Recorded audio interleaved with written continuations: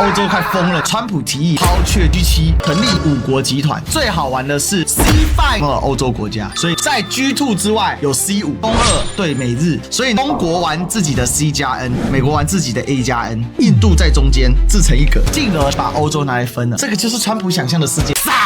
相信美国是世界的正义化身，公海上公然扣人家油轮，还把人家油抽走，何等恶劣！不是要抓毒虫吗？怎么毒虫抓着去劫掠油轮呢 ？Tell me why, baby. Tell me why. Ladies and gentlemen, welcome the host.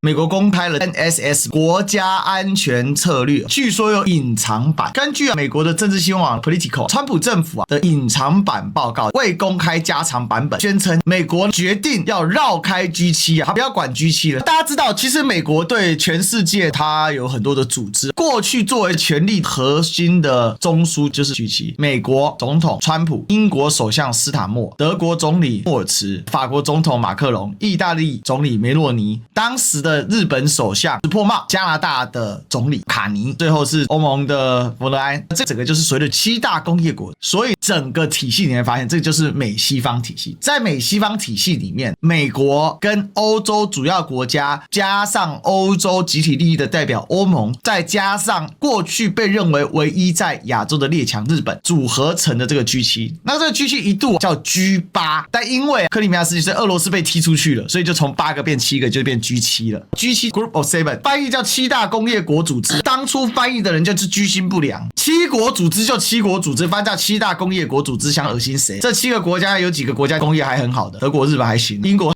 根本没工业，只有金融业，乱七八糟啊。那不管怎么样了，大家了解到7国组织其实就是当时的已开发国家俱乐部啦，在1973年组建，主要的背景是美国当时为了对抗苏联，加强全球治理，而且还有美国在越战上面打得实在是太糟糕了，对它的全球威信有所动摇。在第一次石油危机的背景之下，在金融方面需要有所协调，讲白了就是要大家来帮忙美国当分母啦。所以在诸多的情形跟条件之下，由当时的美国财政部长牵头去建立的。这个建立之后就一直延续到现在，定期在开会。过去把 G7 称之为世界的中枢，所以 G7 事实上就是美国透过看似协调的机制，实则加强控制这个世界。所以 G7 从1970年代到现在已经超过50年了。当时由西德、法国、英国再加上日本成为5国集团，而后1975年意大利加入，1976年的时候加拿大加入，正式形成 G7。到了1998年的时候俄罗斯加入，称为 G8， 就一直延续到2014年。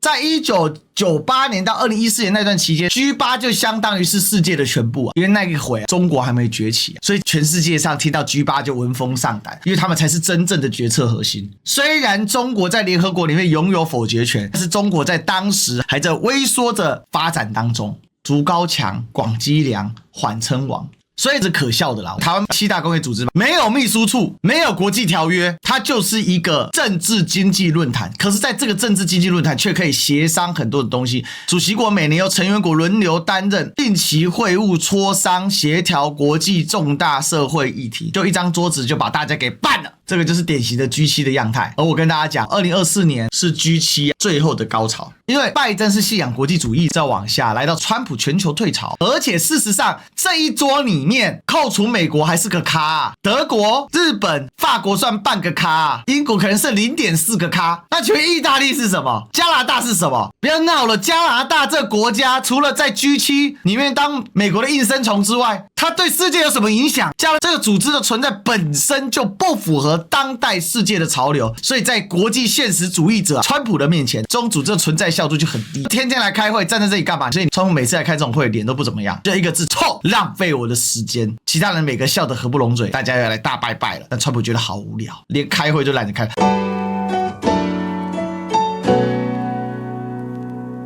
工业革命18世纪末到19世纪最重要的战略资源有2个，煤跟钢。所以当时拥有大量煤跟钢的国家，它就会成为工业引领的国家。而最有名的一个是美国，一个是德国。在20世纪上半叶，人类工业最伟大的发明之一出现了——内燃机，它彻底的改变了人类工业的进程。20世纪第2次工业革命是电跟油的时代，所以谁掌握了油电，谁就壮大。德国因为缺油，所以德国在20世纪大战当中就衰落。到了20世纪初，欧美地区的一流城市普遍都用上了电，因为爱迪生让电灯给普及化了。另外，电学里面有个东西很重要，叫做铜。因为铜又轻，电阻又低，而且铜它一旦氧化，它形成的氧化层在外层。还有一个电所带来的另外一个神奇的事情是铝。这时候就要讲出7大工业国那个莫名其妙跑进去的加拿大为什么会红起来了？因为铝又轻，质地又硬，但唯独缺点是炼铝非常耗能，而且要用电来炼铝。那这个时候就谁拥有大量廉价的电？那巧了，加拿大地广人稀，但有一件事情是它湖特多，水特多，所以拿来做水力发电。再加上加拿大有大量的铝土，因为它是个古地盾构造，所以加拿大在20世纪的工业腾飞的时候，加拿大炼铝工业、电解铝就赚很大。所以铜、铝再加上油，就构成了20世纪整个工业革命的主轴。所以加拿大为什么会进去？逻辑出来了。可是现在是2025年，进入到21世纪啊，工业4.0，稀土原本叫做工业的维他命，现在变成工业的必需品啊。因为铝它很容易跟稀土金属共伴产生，或者说这类金属很容易跟铝合在一起，所以进入21世纪。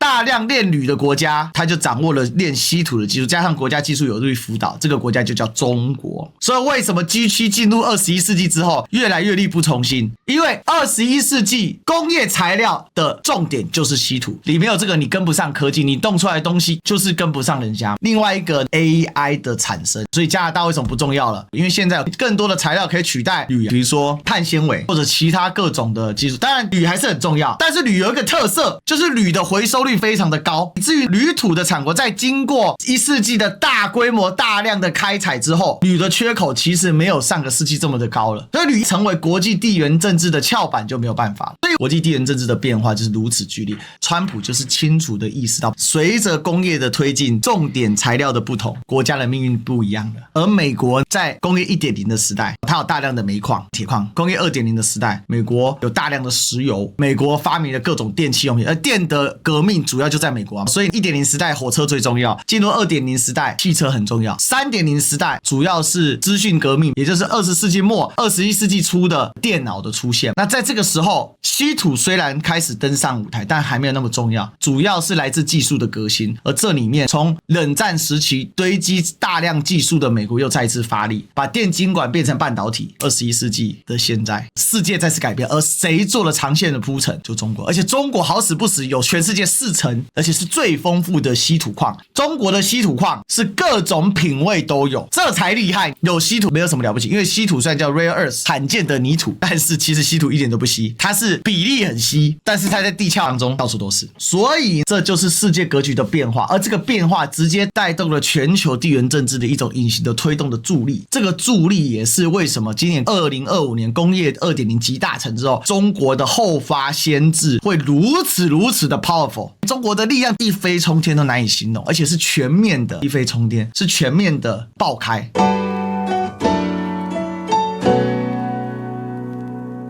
那在这样的一个状况之下，美国一定要做调整，也就是抛却旧有没有用的开会体系 G7， 转向一个全新的体系。会议公开版的加长版本的2025 NSS 里面讲到，川普提议在美国成立一个新的核心组织，效法 G7 举行定期模式讨论国际峰会，叫做5国集团。美国、中国、印度、日本、俄罗斯，第一个条件叫做人口一定要破亿。这5个国家有一个人口都破亿，美国 3.3 亿，中国14亿，印度14亿，日本 1.2 亿，俄罗斯 1.4 亿。没有破亿，在川普面前根本就不是个国家，是个可口的肉，等着被吃。再来，你的国家潜在的能力跟实力在哪里？所以虽然没有讨论 C5 或 C7 的机制，确实有人谈到，鉴于当今世界上的新参与的玩家，像 G 架构，也就是我们讲的 G7 或者联合国安理会的现在机构已经不再适用了，所以在联合国里面，英法不敢单独动用否决权，代表这个机制本身就有缺陷，就英法的实力不足以担任联合国常任理事国，它只是作为一个权力平衡的用法。所以这个新的构想，在川普的逻辑里面，想办法拆分中俄，如果拆分不了，中俄会相对接近，所以美国一定要拉一个盟友叫日本啊。日本的功能是多项性的，第一个，日本是整个 G7 里面除了美国之外唯一一个人口破亿的国家，真正意义上是有比较大的影响力。第二个，日本作为中国地缘的牵制很重要，而且这个格局中国目前无意打破美国在日本的驻军，所以美国等于是拉上了一个盟友。那印度这个家伙飘忽不定，很难搞，但是印度确实它在整个机制里面它也对中国具有平衡作用，所以日本被拉上来是很合逻辑。所以中俄对美日，那印度只要拉拢它，那是不是可以在 C5 里面有一个更好的平衡模式？而且另外我们必须实际的说啦，印度除了人口多以外，它其实矿产也是非常多，印度的煤炭也非常多，因为印度也有个得天独厚的优势，就是它的整个地块是古地顿，古地顿就是要矿产就有矿产的概念。这个出来之后，整个欧洲大为震荡，欧洲快疯了，丹麦率先发难，首次将美国列为国安威胁，因为美国一直想要丹麦的格陵兰，都是气死了。据纽约时报报道，丹麦国防部情报局在公开评估风险时，首次提到对美国的担忧。该报告在周三发布中称，美国的川普政府战略中心改变，对盟友日益加大的施压，正对丹麦的国家安全产生新的不确定性。日前已经向格陵兰部署了 F-16 战机，另外直指美国优先的政策造成欧洲的疑虑，而且说到美国正动用经济手段强推自身意志，对外政策中不再排除对盟友甚至动用军事力量的可能性，因为美国总统川普甚至是威胁要用武力占领格陵兰。那这个撰写报告的人提到，欧洲已经陷入两难的困境，尽管美国人是丹麦最亲密的伙伴盟友，但是川普言辞中敌意日渐加深，这不是很好笑吗？都是最亲近的盟友了，还有敌意加深，那到底是盟友还是敌意？你看这欧洲人也是有够别扭。另外英国负责武装事务的国务大臣宣布，英国已处于战时状态，欧洲正面临一场近10年比任何冲突都更惨烈的战争。他强调，战争阴影已经敲响了欧洲的大门。过去1年，英国遭遇的俄罗斯威胁攻击数量激增50%，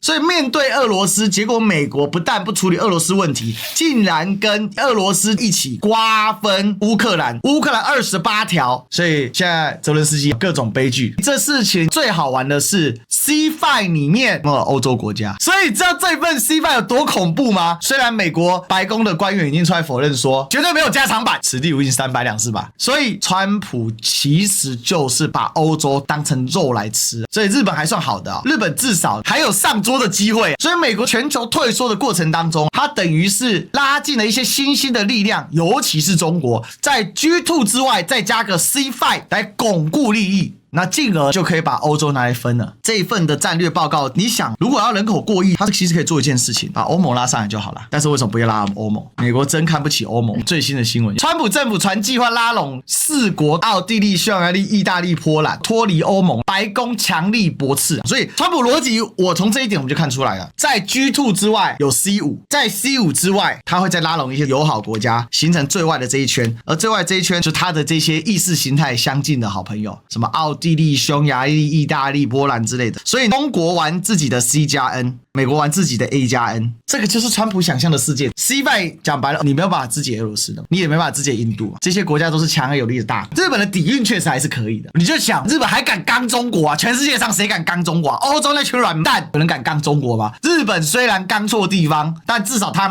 好歹他敢刚。美国放眼不看 G7 这一排盟友，也就剩日本敢跟中国刚了啦。所以虽然在今天我们对日本是有情绪的，但是撇开情绪不谈，日本至少还上得了桌，欧洲那些家伙连上桌的机会都没有。所以这世界 G2 就是中国跟美国 A+N， 美国找他的盟友，找他的小弟，中国找他的盟友，找他的小弟。但是这个小弟之间是虚线，不是实线，不是一刀切。很多人会手数两端，比如说中亚5国5+1机制，除了跟中国之外跟美国跟欧洲都有。C5 俄国是一个级美国会拉日本成为另外一个极，印度在中间自成一格，所以这个世界叫多极化。但是美国想象的图谱是这样，这是很有意思的。那这样的图谱其实大致上也符合现在的现实势力的问题，因为印度现在的 GDP 已经超越日本哦，进入了世界第4了。第1名是美国，第2名中国，第3名是德国，再来就是印度，第5名是日本。好难想象世界 GDP 大洗牌，在我有生之年可以这么刺激，所以这个世界就是如此的魔幻，好玩就在这里。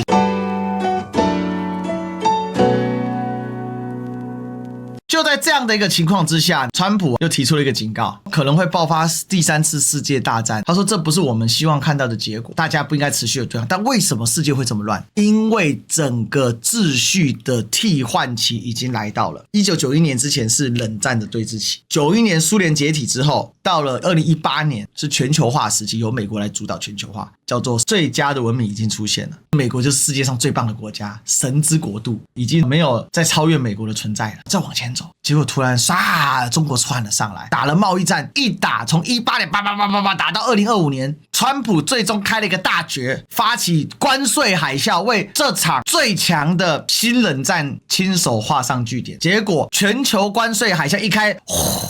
唯一顶住的那个叫中国。所以呢 NSS 在川普亲笔签名的序言上面，他们花了9个月做出了这一份报告。这9个月，我相信川普政府是深思熟虑。在这个世界大潮之下，川普的执政其实是不好的。美国的经济并没有向好，失业率也没有向好，贫富差距也没有向好，各地动荡不安，把移民赶走的状况呢，更让美国的整个社会非常沸腾啊。可是得到的状况是，川普依然还是可以在政治对决上面压制对手民主党。原因这个世界大潮当中，美国做出了一个正确的战略调整，就是放弃美利坚帝国宰制全球的工作，重新创造一套机制来应对当前世界格局的变化。而川普他们所提出的招式就是 G2 加 C5， 而这个 NS 加 C5 中国接受不接受？中国表面上当然不会承认任何 G2 加 C5， 但从习近平跟川普会面之后所讲的话，其实中国早就意料到美国不这样干，美国是不会停下来的。美国本来就不会停下来，但中国要的不是美国停下来啊，中国要的是美国你不要一直跟我对干，你一直跟我对干，我有信心可以赢你，但是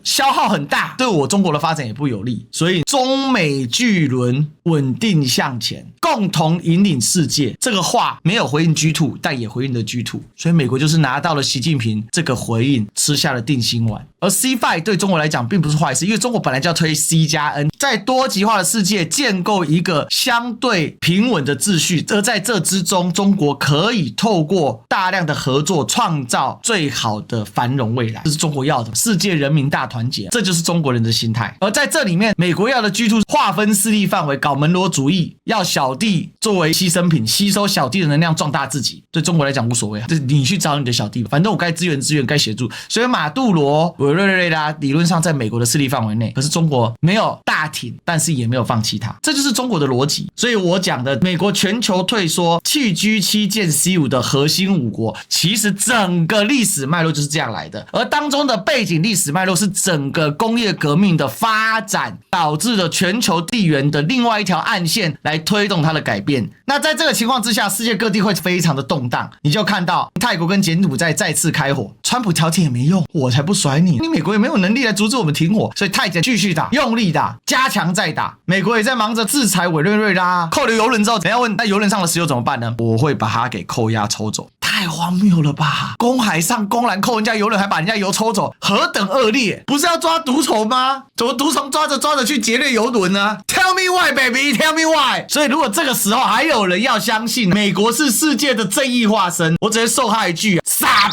最后，川普对新冷战不感兴趣，他想打的是新内战。也就是说，对川普来讲，世界就是先退缩，搞定内部。所以我就说，这个格局就是美国要的。中国在这个格局下，不支持也不反对，用美国的这个格局来发展自己，正是好事。